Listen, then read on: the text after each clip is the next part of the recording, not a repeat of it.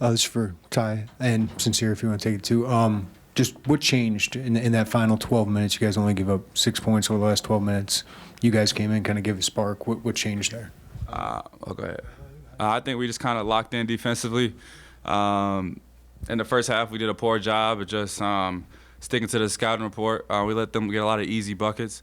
So I think at halftime, we just went in and we knew what we had to do to win this game. I think it was the energy. First half was a little sloppy, and we was in the back talking as a team, like we got to clean that up. And I think it just helped us when we played defense real hard. We one of the best teams in the Big Ten, I should say. And just the energy that we provide, and when we get out and run, it's hard to guard us. Brad.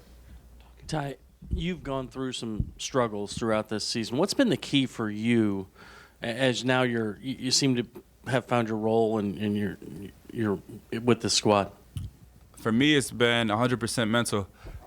Just knowing some games I'm gonna play 15 plus minutes, other games I'm gonna play 5 minutes, and just staying hungry, staying aggressive, and just staying in the gym and continue working.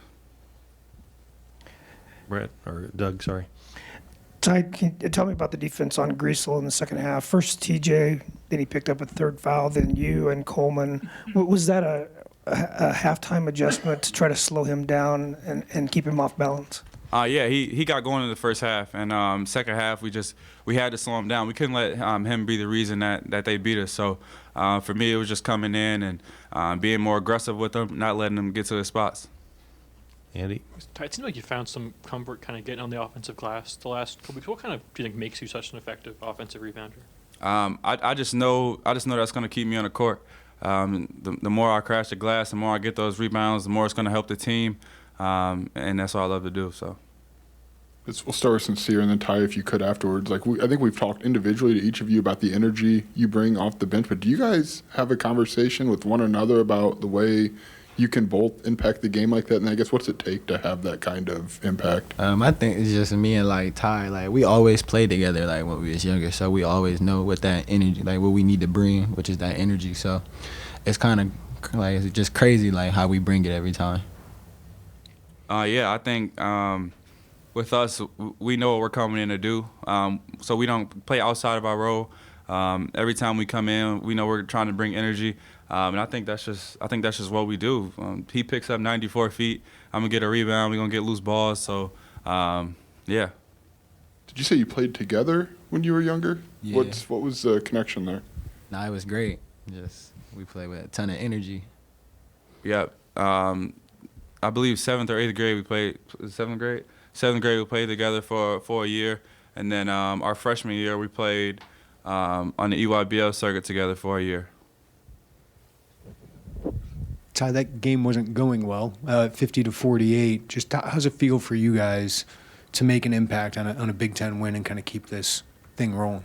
Man, it feels good. I think it's good for both of us, just to help the team get going defensively. Because I think when we lock in together as a team, I think we're the best defensive team in the country. So for us to just be able to come in and bring that energy, I think it was huge. Andy? I guess for both of you guys, when you guys kind of met and started playing with each other in 7th grade, what was kind of your first impression of each other? I don't even know. Yeah, that was a long time ago. I remember that one. It was probably the same thing though. Just play hard, dog. Yeah. Scott? Ty, what's your approach in offensive rebounding? I mean, you had 6 of your 7 rebounds tonight were on that end. Just how do you attack that? How do you view that? I think for me it's just playing free, just trying to create another possession for us.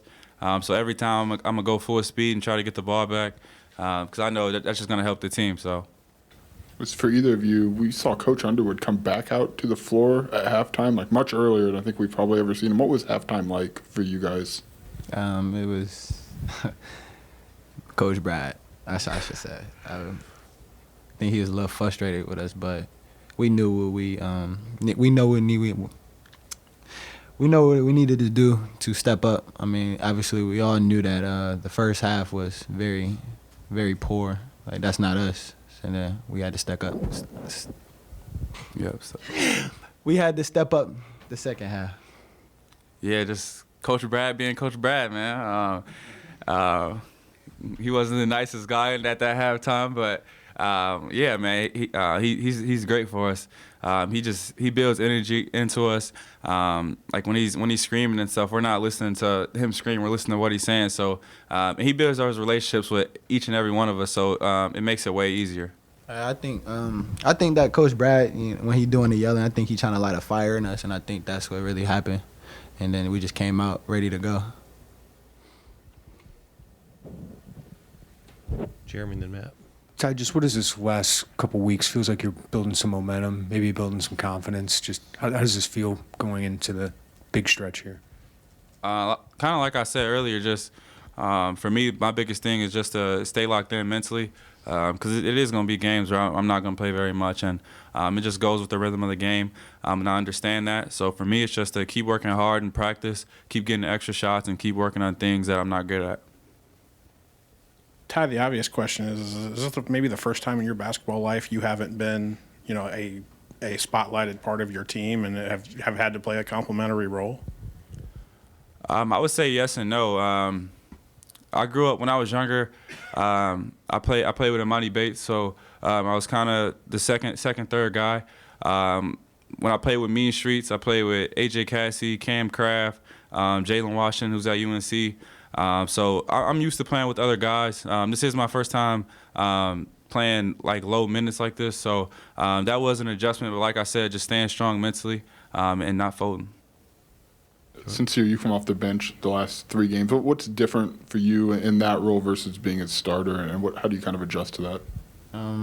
At first, it was a struggle, and just trying to figure out what was. Let me fix that. Yeah, it was a struggle for me actually, and to know that talking to Coach Fraze and Coach Brad sometimes like helping me get through it, it's been good, and providing that energy is what they need, and I'm going to step up and do my job. Those 2 guys who just left, huge factors in the outcome of tonight's game. I give Fred and Nebraska a lot of credit. They've been in here since Saturday, and I don't know if that's an easy thing or a good thing sometimes. Easing up on the travel. They came straight from Maryland. I think we beat them in by half an hour, 45 minutes Saturday night. But a game, and to be very honest, we were really flat emotionally, and you saw that in the insurgence of those 2 guys who were just up here, Ty and Sencire. Their effort and energy was just through the roof, changed the game. But they've got a unique game plan, the way they play. Defensively, taking away post-ups and rotating so hard, it's hard to get the ball in there. But I thought that transition was huge. Then I think this is the 2nd game in a row we've had halves where we've held teams under 20 points. The DER, I know in the second half, was 0.5, which is really, really good. And then obviously the 24-6 run at the end of the game. But again, I thought a night we weren't at our best. I don't want to discount Nebraska, and they played very, very good. And Fred's one of the best offensive coaches in all of basketball, and puts his teams in the right spots. But I thought our defense prevailed. That's what we have to hang our hat on, is that, and I think that our guys understood. RJ, by the way, had 2 really big charges, but I thought that I think our guys have to understand that that mental approach, not making scouting report mistakes, playing with energy, that's something we can control. We talked about it for the last 2 days, but happy for the win, and really happy for those 3 freshmen. I thought they all did a lot of really good things. Brad? 3-point shooting, 5 for 29. Nebraska forces you to shoot a lot of threes with the way they play. What's it take for you? What's it going to take for you guys to knock down more shots from the perimeter to kind of open up things? Let me know when you figure it out. We shoot 1 million of them. It's I say this every day. R.J. Melendez is a really, really good shooter, and the ball's not going in. And we'll see if that's where we get a Luke Goody back, if that helps. We've seen Matt Meyer go on huge runs. I thought he took some really hard shots tonight. We need Coleman's three-point shooting. He's been fighting a little wrist injury. But we got good shooters. We got to keep, we got to find the right balance. And they're number one in college basketball in the number of jump shots given up. So you're going to shoot some of those. But to go 5 of 29, win by 16, I'll take it. Doug? Coach, what was different about the approach defensively in the second half? And specifically, seems like there were some things geared to slowing down Griesel and taking him out of the game a little bit. Well, I mean, he knocked Terrence into the bleachers about 3 times. Terrence just gave ground, and we got out of his way. We didn't play with any physicality, any toughness. He's a really good player. He's a 6'8" point guard, and he posts up. And if you double him, they've got electric shooters, and that's a common theme in the Big Ten is just clear aside, post up, space out, and play bully ball. And whether it's a 2 or a 3, how many attempts do you get? 17. Pretty good that he gets 17 attempts, and some of the three-point shooters don't get as many. I don't think we've ever seen you come out from halftime with as much time left as you did. What was behind that? What would you maybe want to accomplish out there? Oh, I pretty much got everything said in about 30 seconds. Went to the bathroom, washed my hands, and decided to go enjoy the fans and the Orange Crush and look at my play card a little bit and try to figure out what happened. I wasn't going to sit in there and re-diagram anything up, or I pretty much said it in 30 seconds to a minute, and wasn't really in the mood to listen to my staff at that time, so I just came out and had a few peaceful moments and enjoyed the fans and looked up and saw a lot of orange and realized how fortunate I am to be the basketball coach at Illinois. Matt? Is this the kind of night, as a complimentary piece, you could see Ty Rodgers being, not only tonight but in his career, where some guys don't like being the complimentary parts? He seems to relish in that role. Yeah, he's 6 offensive rebounds. I mean, those 6 extra possessions are huge, and he's invaluable to our team, and he works so hard every day, and it's nice to see good things happen to guys who work that hard. And he's a terrific player. He can handle the ball. He can rebound it. He's guarding literally 5 different spots at times. That versatility is a plus. Going to the way back? Coach, you kind of weathered the storm of a couple of runs, one in the first half and that one to start the second half. What does that say about the resilience of this group, especially with it being such a young group and an inexperienced group, to be able to weather those storms and come away with a run of your own? We're doing that. I wish we weren't, but I also understand we're playing the second best conference in college basketball, and these teams are really, really good. And you're going to get teams make baskets. You're not just going to shut them out, and we would love to have that. But I think it's a lot of growth. I think it's a lot of mix and matching, finding the right lineups that work sometimes. Tonight it was the 2 freshmen off the bench, and it was all defense. Didn't have anything to do with – I wasn't thinking of one thing about an offensive substitution. A lot of times I do, but a lot of times it's just mixing and matching until you find it, and we got it stopped. And these guys are tough, and they're fighting like crazy. And when you win, like I said, you win 7 of 8 in this league, you're doing some things all right, and you're getting a little tougher. Jeremy? Brad, usually you rely on veterans for moments like this, but to have those guys, I think they have 15. Your freshmen had 15 of the last 24 points, a lot of defensive things. What does that say about them, and what are they going to mean for your team moving forward? Yeah, they're good. They're good players. I mean, it's nice to have. I got a lot of confidence in Jaden. I got a lot of confidence in what Ty's going to do, and I know he's a guy that is going to shut down the other team's best player. I don't know how many games has Buck changed with his defense and his tenacity. And I mean, Tamananga hits a couple, insert him, water cut off. And then it leads to a couple easy baskets in transition, and he gets a couple easy ones. And yeah, I mean, those guys are all really good players, and I'm happy for them, and we needed them tonight. And in a night when we weren't our sharpest, they were, and it's nice to see that. Andy? Sencire, how important was it for him to kind of really not miss a beat at all after kind of the lineup change and kind of be able to still? Yeah, only you guys make a deal about the lineup change. I'm so tired of all that crap. You guys think that crap matters. It doesn't. Winning matters. And you know, we had a lot of conversations with him. He's fine. He's playing the same amount of minutes. It doesn't impact. It's you know, the way I'm about ready to make another one. I mean, the way we're starting games stinks. And you know, you got to find the right combination, the right energy, the right flow, and we'll see. You guys make way too much out. You guys have been around Lauren way too long in his 90 years, but gosh darn, it's not that big a deal. Derek? Jaden seemed to do a good job getting to the paint late in the shot clock. How much do you want to see maybe possessions end like that when things break down versus a pull-up Jay? A lot. He's elite at it. He has done that all year. There has not been hardly anybody keep that young man out of the paint.